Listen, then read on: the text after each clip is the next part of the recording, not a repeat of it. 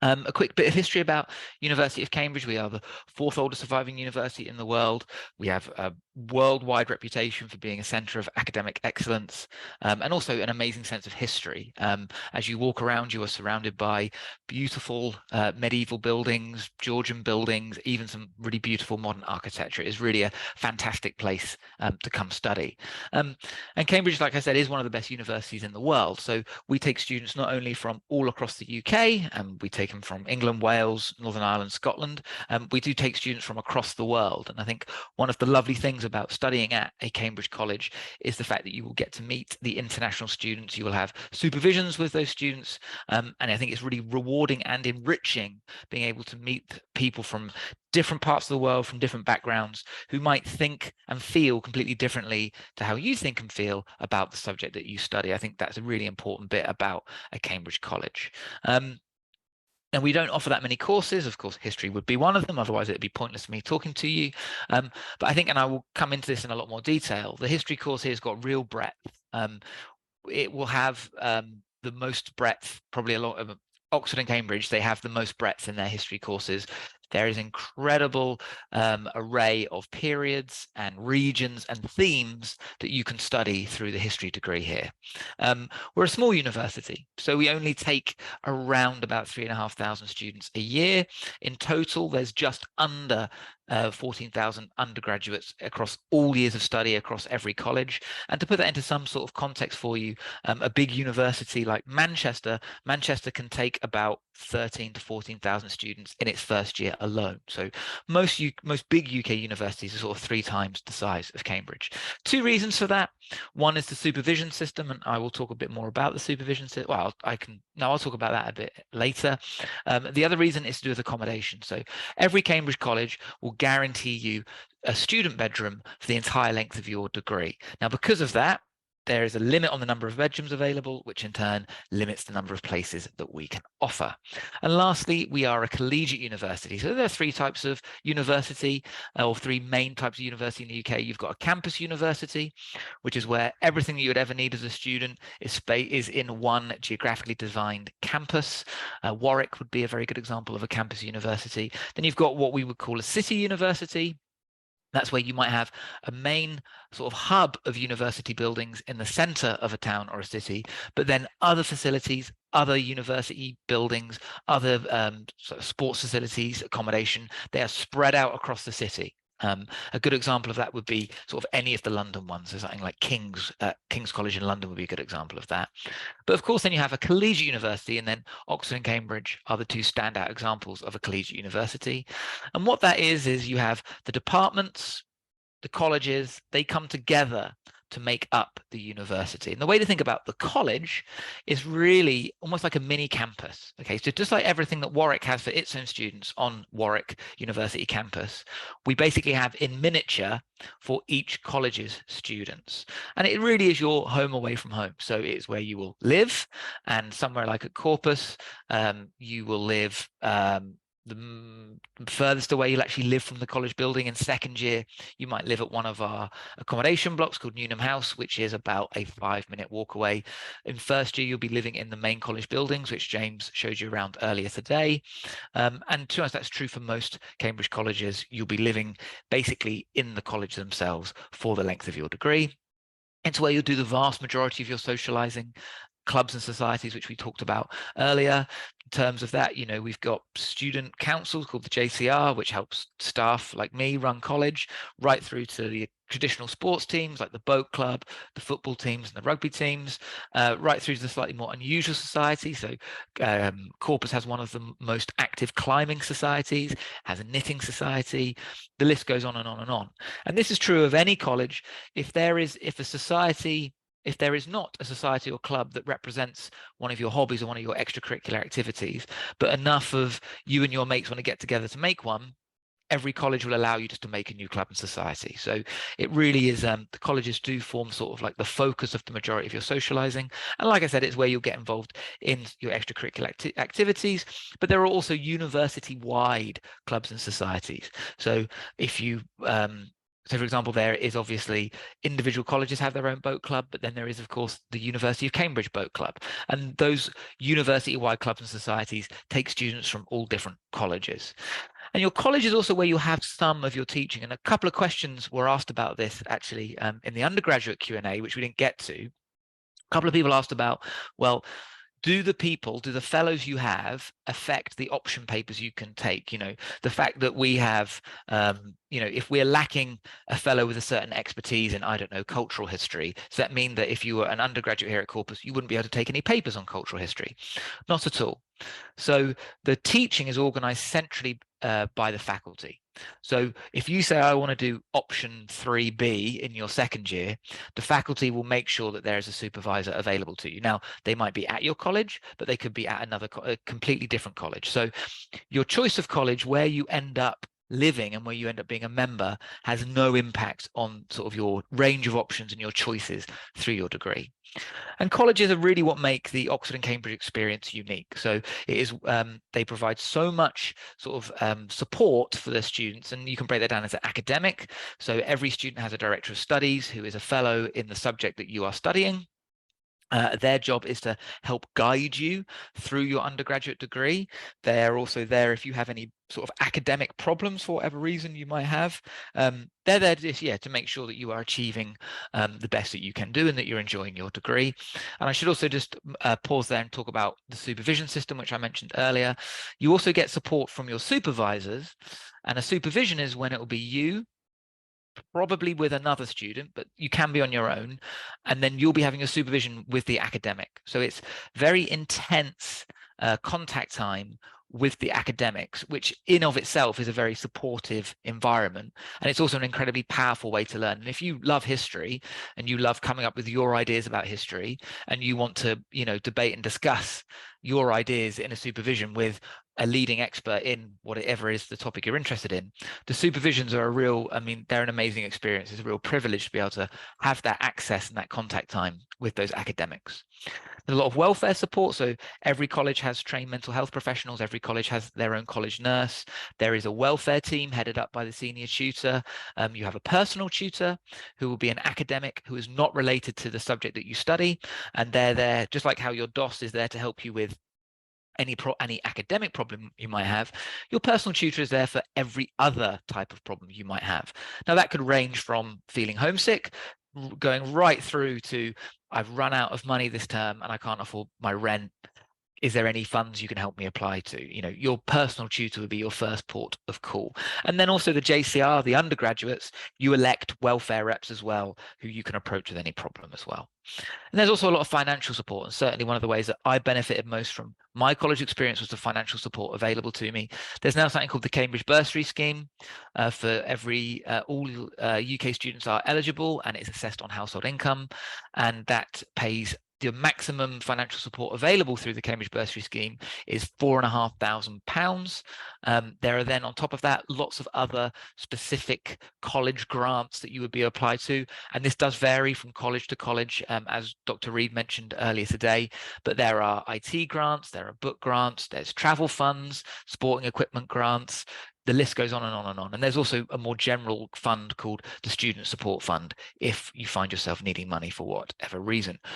Corpus, and to be fair, all of the colleges at Cambridge are committed to the sort of principle that your socioeconomic background and the financial situation of your family should not limit your ability to have, you know, an enriching experience here at Cambridge. And considerations when choosing a college, well, ultimately, it sort of comes down to gut feel. If you're able to come on an open day and have a look around, or perhaps you met an undergraduate like Yiffy or Toby or Dell, and you thought, you know what, they seem like quite nice people. They seem to be indicative of the sort of person that might be at a college. That's as good as reason as any.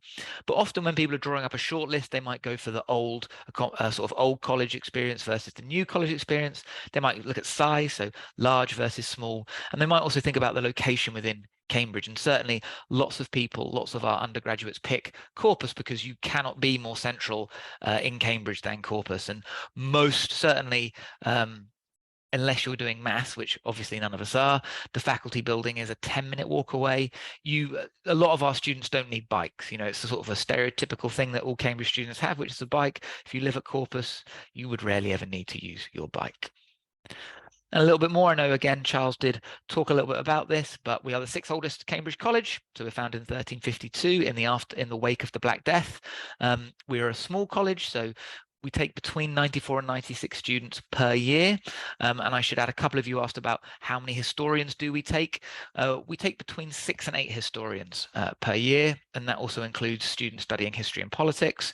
And actually, no, we take a few more if you include history and politics and history and modern languages, but we would take probably between 6 and 7 like straight or pure historians or single honors historians. Well, as I mentioned, we're right in the middle of town. And I think one of the standout features of Corpus and in general being in a small college is the close-knit and friendly undergraduate community. That's certainly why I picked my Oxford college, Jesus, was because it was small and I thought that it would provide me with that close-knit and friendly undergrad community. And then history at Corpus. And again, Charles gave an excellent overview of the range of fellows here at Corpus we have for history. I think we're certainly I think it's probably one of our strongest subjects or best represented subjects here at college. So you've met Charles, who's obviously interested in modern Victorian Britain and empire, but also interested in economic history. We've got Professor Emma Sperry, who is a early modernist, particularly the long 18th century, and really focusing on sort of culture, especially French culture. We have Dr. Shruti Kapila, who focuses on 20th century political thought and India, again, just some really interesting things on democracy and republicanism on the subcontinent. We have Dr. Philippa Hoskin, who is the Parker librarian. So we talked a lot about the Parker Library early. Well, Philippa is in charge of the Parker. And she's got a real specialism in English written local government records and how we can creatively use that to learn interesting things about the society and culture of medieval England. And then there's also Dr. Amar Sohal, who is an intellectual historian of modern India and Pakistan. He particularly focuses on the historic ideas that continue to shape politics on the subcontinent. And then we've got Jesus San Jojo Ramos, who I'm sure he'll introduce himself. And then lastly, we've got Professor Rory Naismith, who he actually teaches predominantly on Anglo-Saxon, Norse and Celtic. But as a historian, you can take some of those papers. So you might find yourself being taught about economic and social developments in Anglo-Saxon England by Rory. So the application process. Just want to just dwell on here a little bit and just go through each stage. So obviously you choose your course, and I hope everyone on the call, everyone watching today would pick history. As I told you before, I'm a historian. I think it's the best subject. So yeah, I hope you all pick history. Then you need to choose a college, or you can make an open application. So an open application is you decide that I'm not going to pick a college. I'm just going to let the centralized algorithm assign me to a college. Personally, I would recommend that you all pick a college. I think it's one of the really interesting bits of the application process is finding out about the colleges, finding about the ways they might be different and meeting the different undergrads at them. I think, you have the ability to choose, so why not make a choice? For history, there will be what we would call a college registered assessment. Now, what that means is it is it's an exam that you take once you've been selected for interview. Okay, so it does, and that also varies from college to college. So, and I will talk about this in a bit more detail in a second. You have the UCAS application, which is early, so it's before everybody else who's not applying to Oxford and Cambridge for history. You have to be ready sort of 3 months in front of them, and this year the deadline is the 16th of October. That's a Monday. I think it's very important that you keep that date fixed in your mind, because if you miss that date, that's a hard deadline, and if you try to apply to Oxford or Cambridge on the 17th of October, your application will be automatically rejected. So please make sure you do not miss that deadline. And then if you apply to Cambridge, there's something called the My Cambridge application. Now that's an additional form that we get you to fill in with some useful information. So you give us a breakdown of what topics you've studied. We ask for the marks that you might have got in any AS levels if you've taken them. We give you the ability to write an optional personal statement of about another 1,000 characters, particularly for people who might be applying for different subjects at other universities. Your personal statement will therefore have to do 2 jobs. You have to do history, say, at Cambridge, but then you might be applying for, I don't know, let's say you apply for history and politics at another university. So your personal statement will reflect that. It's good in the My Cambridge application that we give you an extra bit of space to really zone in on why why you want to study history. And then you might have to submit written work or take the admissions assessment. So submitting written work, at Corpus, we like you to submit 2 pieces of written work. They can be sort of 2 marked class essays that you are particularly proud of and that you would also be happy to talk about. That's good enough for us in terms of that. But I would just add that we are currently reviewing our guidance on the submission of written work. So once you sort of get towards the point of making your application, I would just double check the college that you want to apply to, just double check the guidance that they set for the submission of written work. And then you have your interview. So the interviews happen in early December, at any point in those first 2 weeks. And I will talk a bit more about the interview in detail in a second. And then we have our decisions in January. Now, the reason why we have the decisions so late is because we have something called the pool system here at Cambridge. And that's where, let's say you applied to Corpus and we were going to offer 7 places to study history. But unfortunately, we thought you were the 8th best. But we still thought you were good enough to come to Cambridge and study history. It's just unluckily, there were 7 people who were better than you. We can put you in the pool, and every other college can look at your application, can look at your interview can look at how you did an interview, and they can decide if they think you're stronger than some of the people who applied to their college, they can take you out of the pool and make an application, can make you an offer to study from that new college. And so that's the reason why we tend to make our decisions in January, because it takes January to get all those things together. It takes a little while for colleges and people like me in the admissions offices to review applications. So that's the reason why we don't make the decision until so late after you've sort of applied and had your interview.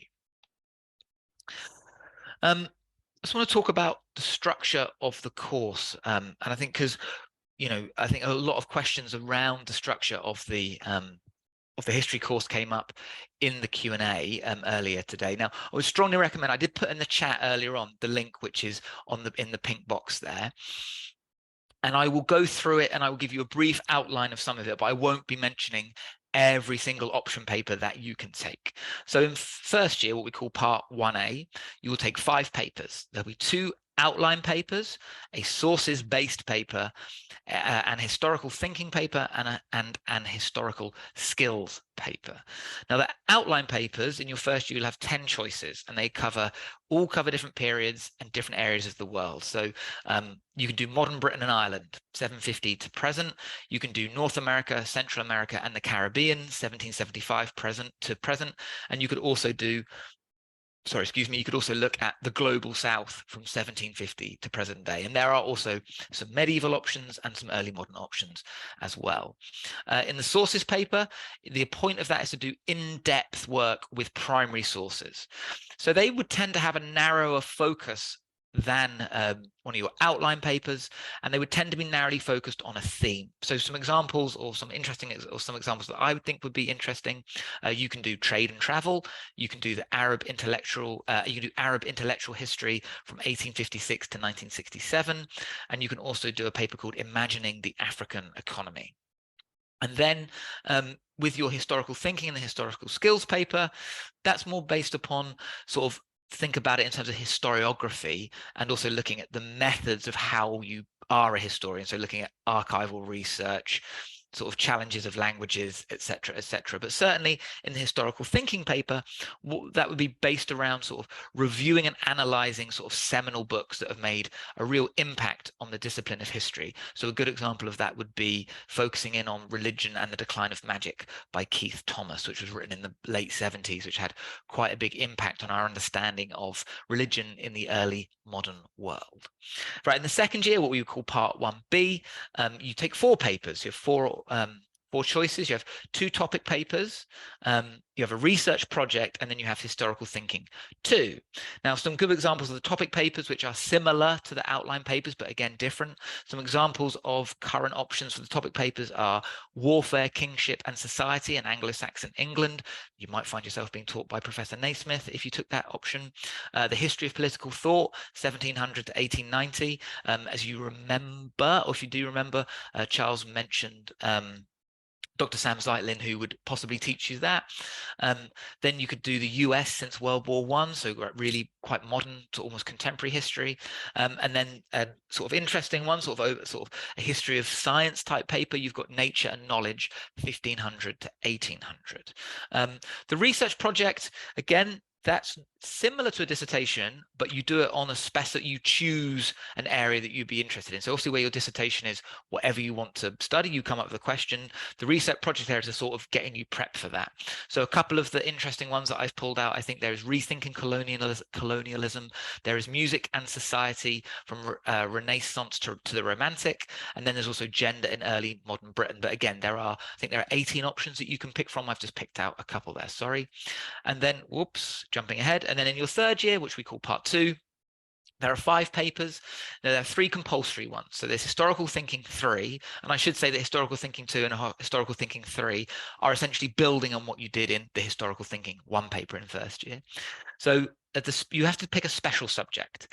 Now that technically counts as 2 papers, and you have an essay, which is sort of a mini dissertation, and you have something called a Gobbett's paper. And a Gobbett's paper is where you have you get a selection of loads of snippets of primary sources, and you have to write interesting things about the collection of primary sources. It was my favorite paper when I was a historian. They have it at Oxford still. It's really enjoyable, fun history because it's basically all coming up with your own ideas, working with the primary sources. I really enjoyed that exam.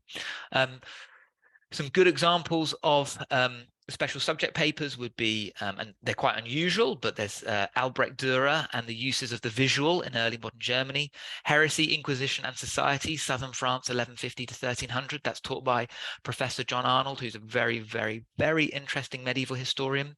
You can look at the Women's History of War, 1750 to 1815, and you can even look at something like The Making of Modern Zimbabwe, 1948 to the present day. And then you can pick 2 more option papers. There are over 20. There are lots of interesting ones, again, all different from the outline papers in year 1 and all different from topic papers in year 2. Or what most people do is they pick 1 option paper and then they do their 10,000 word dissertation, which again is something that you come up with. So that is an overview of the structure of the course. So hopefully you've all found that interesting. Now we have something called the HAA here for history, so which is the history aptitude assessment, similar to the HAT at Oxford, which is the history aptitude test. Now at Corpus, we don't make historians sit that. Okay, but at other colleges, and I should say there are some other colleges which don't make you take that exam. It's basically used to work out sort of your skills as a historian. So it's all focused on source criticism and how you can creatively approach analysis of sources. So no prior knowledge is necessary or indeed useful, because if you used any prior knowledge, it is ignored. So it's all about your ideas on source criticism, and it's structured around the comparison of 2 historical sources and a related question. You have an hour to do it as well. If you were interested in looking at that and thinking about preparing for it, there are specimen papers online at that webpage that I've listed there. Would strongly recommend that you practice to time. Where students generally struggle on any college registered assessment is the timed aspect. So if you are going to practice, great, but strongly recommend that you do it to time. And like I said, you would also have to submit 2 pieces of written work. So the interview. So what's the point of them? Well, they're designed to stretch and challenge you. You're going to have 2 of them. They're going to be interviewed. You're going to be interviewed by a pair of academics in each session, and it's going to last around about 20 minutes. So you'll be interviewed in total for about 40 minutes by 4 different people. And at their core, all they're trying to do is to see how you think, how do you approach a problem, and also, particularly in history, how do you cope when you've been given an article, a source, an image, anything like that? How do you cope with something new, and can you come up with some interesting historical ideas? But at the moment in time, I wouldn't worry too much about the interview. See that as a long way away. But if you did want to look at anything, there are lots of good resources from the universities, the departments, and the colleges themselves. Strongly recommend that you only stick to official things. There are lots of videos on YouTube of current students and former students talking about their interview experience. We would generally say they have a terrible memory for actually what happened in their interview. So please do stick to the official things. So what do we look for? Well, it is a competitive application, obviously. Last year, we had over 20,000 applicants for 3,500 offers. And the admissions process, which I briefly sketched out a little while ago, the reason why we have that is because we've got to get from the big number down to the small number. And really what that admissions process is just trying to do is help us find students who have genuine enthusiasm for the course, who have motivation for independent study and hard work. I won't lie to you, studying history at Cambridge or Oxford, it is a lot of hard work, enjoyable hard work. I enjoyed it, but you will be working a lot harder than a historian at basically any other university. And we also crucially look for that academic potential. And I will talk about the academic potential in a bit more. And decisions are holistic. So what I mean by that is everything that you provide to us during the application process, we consider in the round. We look at that all together to try and make a fair assessment on your potential as a student. And we contextualize every application. And we can contextualize an application in three ways. We look at your educational journey, we look at your socioeconomic background, and we look at any personal circumstances that might have hindered your academic development. Of course, if you've told us so, you could submit something called an ECF, which is an extenuating circumstances form, to let us know of anything like that. Now, a key part of how you would show me your academic potential and a key part of how you demonstrate your enthusiasm and your motivation and really is the backbone of your application to somewhere like Oxford or Cambridge is something called super-curricular study. Now, I'm sure some of you have heard of that before, some of you haven't, but it's academic engagement that goes above and beyond a student's current syllabus level, and crucially, which is independently explored. It's not something you've been taught in class. And often, you know, if you are working with materials that stretch and challenge you, not only will you be becoming a better student, you will find your A levels easier, I can assure you. But if you're able to work with sort of academic resources, academic materials, and you're able to come up with interesting ideas and you're able to think about them and really engage with them, that's often a good sign of your potential because you're working with hard things that you're not being taught. Okay, so that's why it is so important, certainly in the arts and humanities. And I will give you some good examples of some history supercurriculars in a second. But it's important also to plan, okay? You've got the reason why we talk to you now about applying is to give you plenty of time to put together a strong application. Now, I recommend you plan out what you want to explore, and I will show you what I mean by plan in a couple of slides, but also be flexible. If you suddenly find something which you didn't realize that you had any interest in at before, I would strongly encourage you to pursue those interests. Do not be afraid about going down the rabbit hole, looking out or researching or exploring quite a niche interest. Okay, I would in fact say that is to be encouraged. I would also strongly encourage you, and I say this, I've given this talk many, many times, and I reckon only ever 3 students have ever done this. Keep a supercurricular workbook. Every time you finish a resource, doesn't matter what it is, podcast, documentary, book, article, you go to a museum exhibition, you attend a talk like this, you should write down after you've finished using that resource or attending that resource, you should write down your thoughts and ideas that have come out of working with that resource, okay? It's a really powerful way to make sure that you are being active in your engagement with your supercurricular study and not being passive, because ultimately we look for people who have got something to say about the things that they have read and studied. We're not looking for people who can just describe what they have read and studied. The very best students do some supercurricular study every day. It's easy to be undisciplined and put it off. The best students are disciplined and they find a way to make space in their day to do some. And lastly, you know, reading and thinking is really important, of course it is, but vocalizing it. Okay, at some point you're going to find yourself in an interview. You have to be able to talk about your ideas. You have to be able to talk about how you've engaged with something. So any practice you can get of talking about your ideas is to be encouraged, even if that is boring a brother or sister, talking to a mate who also might want to study history, arranging to talk to your history teacher for 5 minutes at the end of the lesson. Anything like that is to be encouraged, certainly if you can regularly vocalize your ideas. So I promise you some examples. Well, you're in one right now as a history supercurricular. You're seeing 2 academic talks. There's also lots online, so I can recommend the James Ford lectures, which are organized by the Oxford History faculty. The LSE, the London School of Economics, have a public lectures archive, and you can filter by subject. There's lots of interesting history ones there.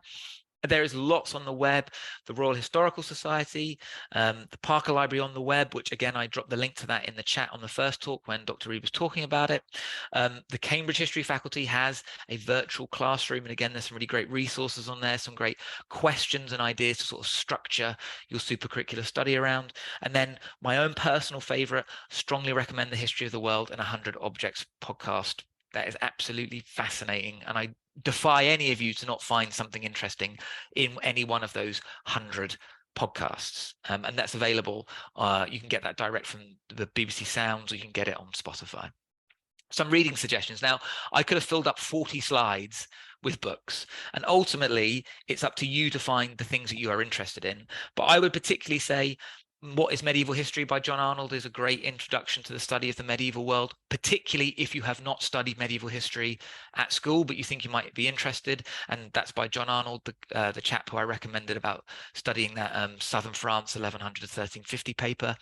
The New Nature of History by Arthur Marwick is a good sort of introduction, dipping your toe into the world of historiography. So for your historical thinking paper, that would be good.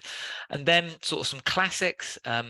A.J.B. Taylor is my favorite historian of all time, so I'd recommend you will read The Origins of the Second World War, sort of a landmark piece of academic scholarship in the field of revisionism. And Dr. Reed talked about revisionism a little bit earlier.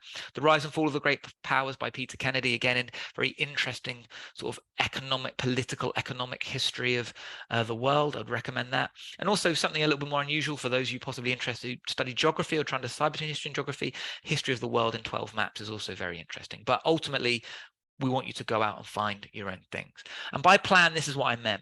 At some point between now and the long summer break, or between now and May half term, you should sit down in your supercurricular workbook and you should think about what supercurriculars have I already engaged with. So perhaps you watched the A.J.B. Taylor lecture on the outbreak of World War I. For the record, go on YouTube. There's 6 A.J.B. Taylor lectures about how wars start. They are absolutely fascinating, made even more impressive by the fact he can talk for 30 minutes without any lecture notes. He was a ridiculously talented historian. You might have started reading Germany and the Holy Roman Empire by Joachim Wally. You might have listened to Memories of a Nation, which is a podcast about the history of Germany. And then you possibly have also gone to a local exhibition at a museum around Anglo-Saxon art and objects. And the themes that would easily emerge from that little collection of supercurriculars would be the role and place of Germany within Europe and what objects can tell us about historical societies and cultures. And now this is the key bit. You then think about, how can I sharpen my interests? How can I develop my interest in these themes? And you can laser target your supercurricular study to those themes. And there are 4 suggestions there that would really help bring out a student's interest and understanding of those 2 key themes. The open days are coming up. Make a note of them in your diary. Strongly recommend that you come along with us. Come see me and Naomi at Corpus on the 6th or 7th of July. There is Naomi's emails there is admissions@corpus.cam.ac.uk. My email is aoc@corpus.cam.ac.uk. Please get in contact with us if you do have any questions. Now, I'm aware that because I love history, Naomi, I've massively probably overrun there, but we have got a little bit of time for some questions. Sorry, everyone. Great. No, I mean, you've covered lots and lots already, so thanks so much, James. We have got some questions that have come in, and I can see that we've got Charles and Hezi back as well. So thanks both of you for coming to answer. So I'll pose questions to all 3 of you. I'll probably pose the more admissionsy ones to James broadly, and the history specific ones to the academics. So first question, actually this could probably go to any of the 3 of you. Written work advice. What advice do you have for submitting written work? Does it have to be a school essay? Can you submit an essay competition essay? James, do you want to start from sort of an admissions office perspective? And then it'd be good to get the academics' takes on what they're looking for as well. We recommend a marked essay in class. I think we're always conscious that we don't necessarily want to make people do more work. Like, so if you've got 2 class essays that you've really enjoyed writing about, it's also probably a closer indication of what you are like as a student. Like, it's just sort of a more natural thing. But I don't know, Charles might have stronger opinions on that than myself. So we tend to ask, if you've got them available, to have one piece of work that you did under time conditions and one piece of work that you were able to take home and do, which could be a bit of coursework, could be a bit of homework, it could be a competition essay that you're able to submit.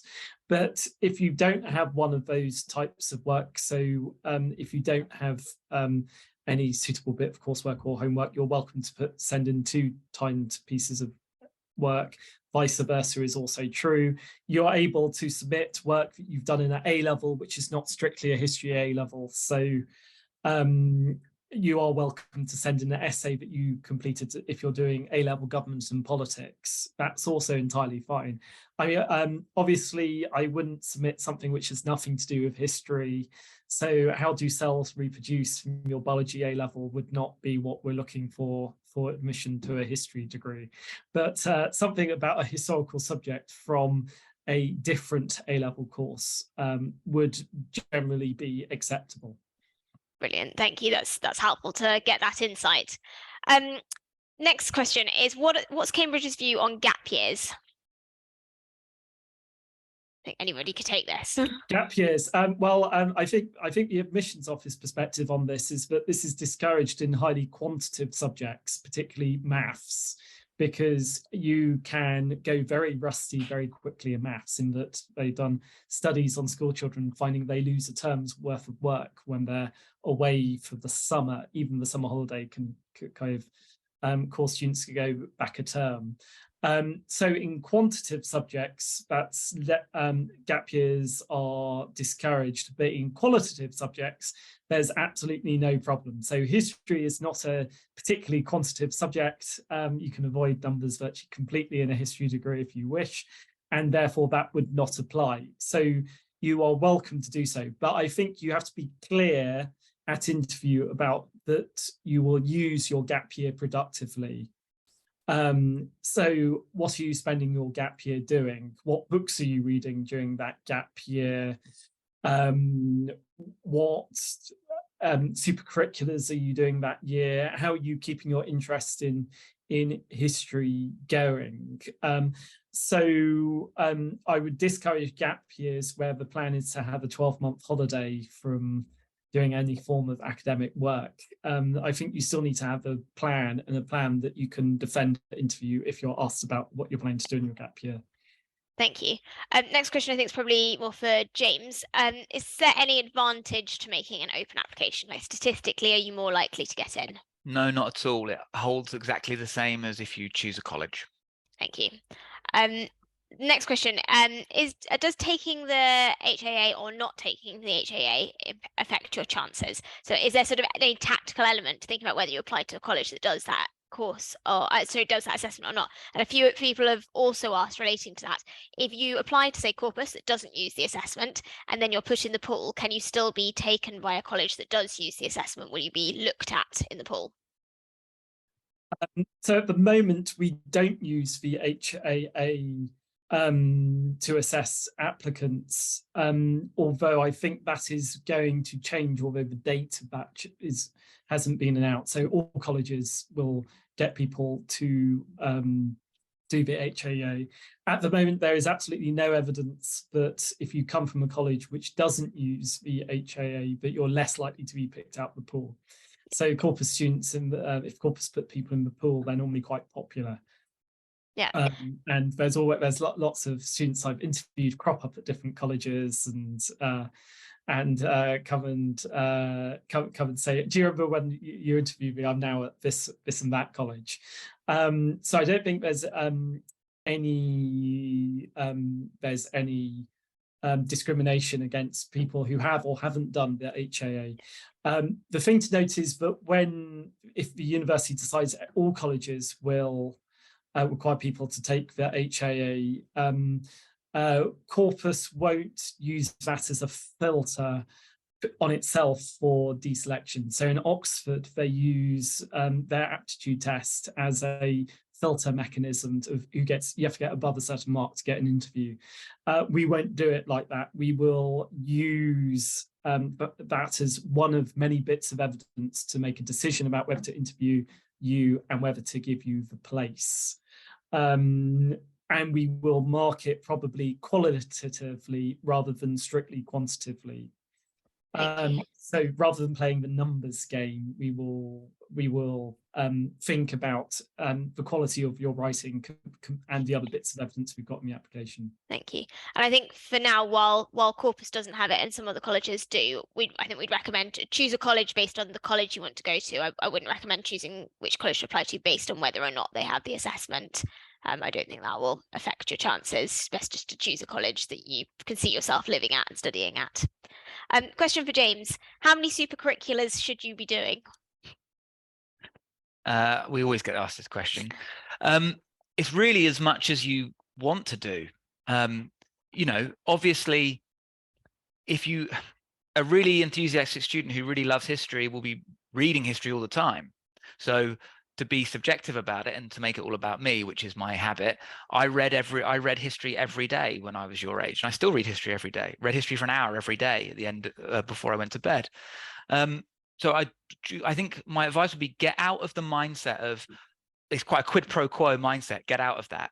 Stop thinking about, I've got to do this much to get my place or to be a strong applicant.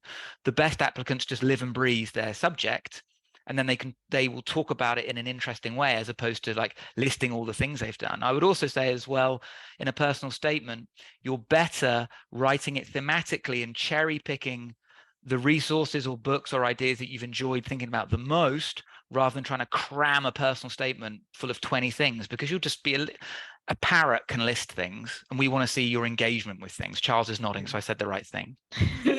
Great. Another question I'm going to put to James.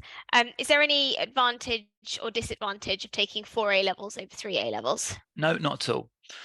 We neither reward people who do 4 or penalize people who do 3. Many English sixth forms now, you can only do 3, so we don't reward it.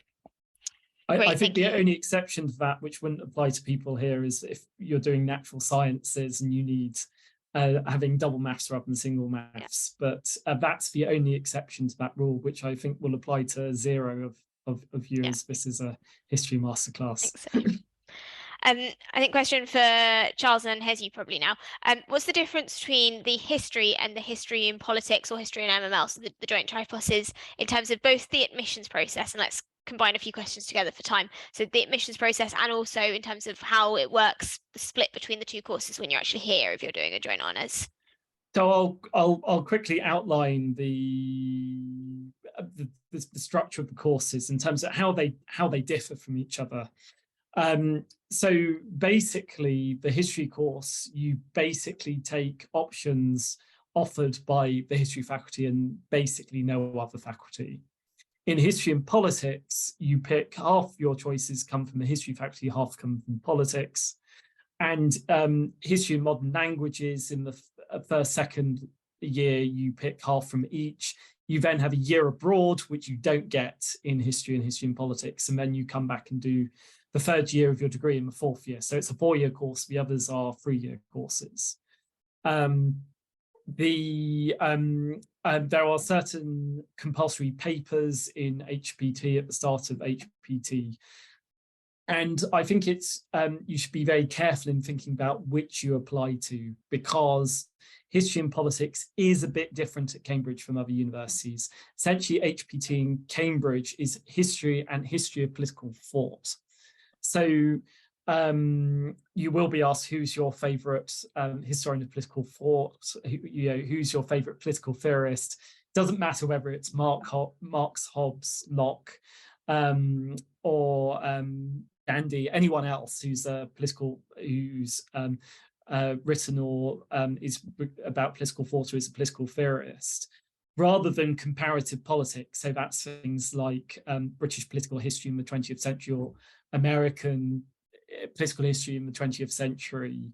That's less what we mean by politics in Cambridge. Those core courses are all about the history of political thought, and we expect students to be able to do that history of political thought well, or at least be reading about that. So if you do like 20th century British history or 20th century American history, you're probably actually better off applying for just plain straight history. And it doesn't matter whether you're applying for history and politics at other universities, or history and economics, or history and modern languages and history at Cambridge, we don't discriminate against that. I applied to history and politics courses, and my other options when I was applying to university.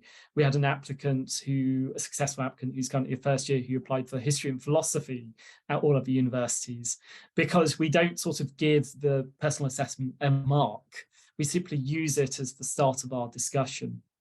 So don't worry about applying to different courses at different universities. Great, thank you. And I think we better make this the last question because of time, and I'm aware that we've still got our last academic talk to do today. Do you need to be studying history A level, either for the history degree here or for one of the history joint tripluses? James, what's our official view on history? Is history A level compulsory at Corpus? Vance, as he quickly looks at the official Cambridge undergraduate website. I mean, I would assume, oh gosh, I bet it's probably not recommended, but I would then bet that every offer holder and every undergrad at Cambridge has studied history, right, Charles? I think that's probably the truth. Yes, I think there's not a rule saying you have to have studied history A level to apply for history, and your application will be seriously considered. There are some colleges in Cambridge which say you have to have studied history A level to be considered by them.